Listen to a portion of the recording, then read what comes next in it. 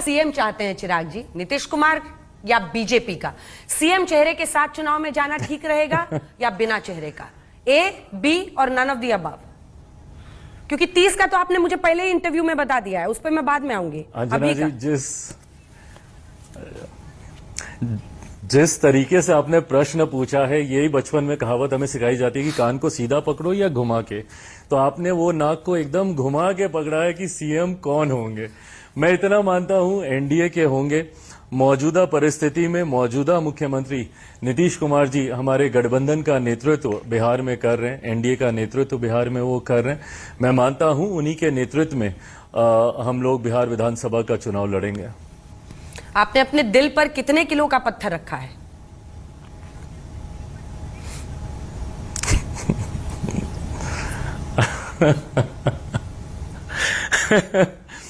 देखिए, जब आप गठबंधन में हैं तो बिना दबाव के ही आप ईमानदारी से गठबंधन में रह सकते हैं। मैं समझ रहा हूं कि ये प्रश्न किस पृष्ठभूमि से आ रहा है और उसको सहज स्वीकारते हुए जरूर मेरे कंसर्न्स थे, मेरे इश्यूज थे, और ये किसी से छुपा हुआ नहीं है। एक समय था जब मैं मुख्यमंत्री जी की नीतियों का पक्षधर नहीं था। पर अंजना जी, मैं गठबंधन की राजनीति में इतना भी जानता हूं कि अगर आप नहीं सहमत है तो माइट एज वेल आप अलग हो जाइए, जो मैंने 2020 में किया। बट दिल पे पत्थर रखकर अगर आप गठबंधन का हिस्सा बनेंगे तो ना आप अपना भला कर रहे हैं, ना आप गठबंधन का भला कर रहे हैं। तो अब जब मैं इस गठबंधन का हिस्सा हूं और गठबंधन में आने के बाद आपको वो मंच मिलता है अपने कंसर्न्स, अपने इश्यूज को बैठ के रिजॉल्व करने का, जो जब आप बाहर होते हैं नहीं मिलता था, जो मुझे 2020 में नहीं मिला, और इसीलिए मैं पूरी तरीके से गठबंधन से बाहर हो गया था। बट अब गठबंधन के भीतर हूं, पूरी ईमानदारी से हूं, पूरी मजबूती से हूं, बिना दिल पे कोई बोझ रखे हुए हूं। वाह, चलिए अगले प्रश्न पर आते हैं। आपने पिछले इंटरव्यू में मुझे कहा था 2030 के चुनाव में एमएलए का चुनाव आप लड़ेंगे।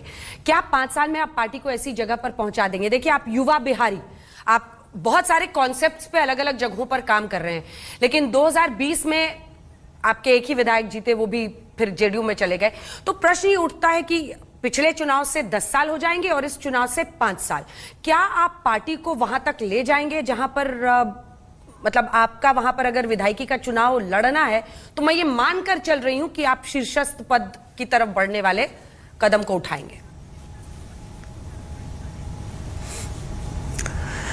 मुझे नहीं पता कि मैं किस पद की तरफ कदम उठाने की सोच के साथ विधायक का चुनाव में लड़ूंगा, बट मैं इतना मैं जरूर मानता हूं कि इवेंचुअली मेरे लिए राजनीति में आने का कारण ही मेरा प्रदेश रहा है, मेरा बिहार रहा है। बिहार फर्स्ट, बिहारी फर्स्ट की सोच के साथ मैं आगे बढ़ रहा हूं।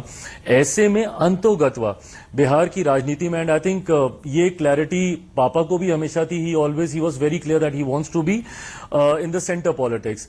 उतना ही स्पष्ट, उतना ही क्लियर मैं हूं that eventually I have to get into state politics. Bihar को विकसित राज्य बनाना है, बिहार को फर्स्ट बनाना है, बिहारियों को फर्स्ट बनाना है। बिहार के गौरव, सम्मान, अस्मिता की लड़ाई मैं लड़ रहा हूं तो बिहार में रह के ही लड़ सकता हूं। उस सोच के साथ मैं विधायक का चुनाव लड़कर बिहार में ज्यादा सक्रिय अपने आप को देखता हूं। बट हाँ, 2030 में ही ये फैसला मैंने लिया है कि 2030 वाला चुनाव मैं जरूर विधानसभा का लड़ूंगा, और मैं मानता हूं कि तब तक मैं अपनी पार्टी को वहां पे लेके जाऊंगा। अंजना जी, मेरी पार्टी में ऑनेस्टली बोलूं, खैर नेपोकेड और ये सारे इल्जाम तो हम पे लगते रहते हैं, बट मेरी पार्टी आज की तारीख में वो पार्टी नहीं है जो सन 2000 में मेरे पिता ने बनाई थी। मुझसे मेरी पार्टी का नाम, सिंबल सब छीन लिया गया था। तो मुझे खुशी इस बात की है कि मेरी पार्टी का ये पहला परफॉर्मेंस था with new name and new symbol. 2024 का लोकसभा का चुनाव, उसमें हम लोग का 100% स्ट्राइक रेट रहा।